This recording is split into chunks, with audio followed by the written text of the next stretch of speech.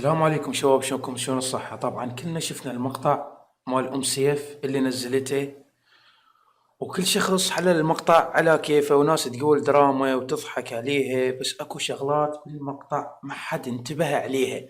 طبعا عدت المقطع وبالتصوير البطيء أكثر من مرة، وظليت أعيد بيه حتى أفتهم شنو اللي تريد توصله، شنو اللي تريد تقوله للناس، شنو معناها من الفيديو، ليش نشرت الفيديو. أول شي كتير حلوة على اليوتيوب مع بعض. نظراتها اللي تبين انه هي خايفة ومرعوبة ومهددة. ثاني شي أحلى سنتين مرقوا بحياتي. اكو ظل شخص او خيال شخص واقف قدامها، امكانية تخلص تصوير وتروح وياه، الظل صاير على وجهها ومبين لان الضوء صاير وراه، فمعكوس الظل مالته على ام سيف وهي قاعدة تصور.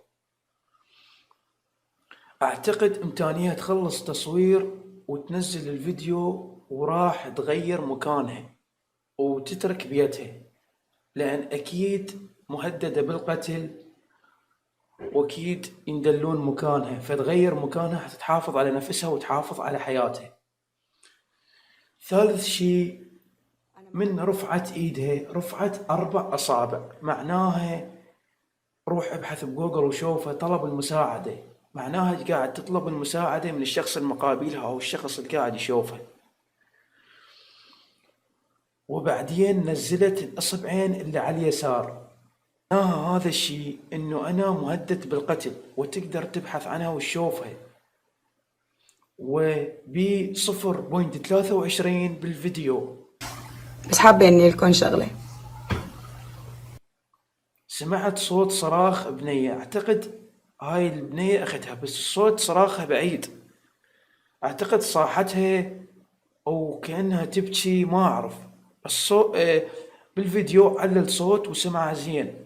0.23 بالفيديو سمعت صوت صراخ اختها، مبين قاعد تبكي اختها، طبعا كلش قهرني الفيديو. وبالاخير انتبهت الشي ما حد انتبه له، انتبهت الشي يعني ظليت صافن، انه من قالت باي بنهاية المقطع اكو شخص حكي. هذا الشخص لا تعرفونه تميزون صوته، اعتقد جيفارا اللي يصور وياه، ما اعرف شو اسمه.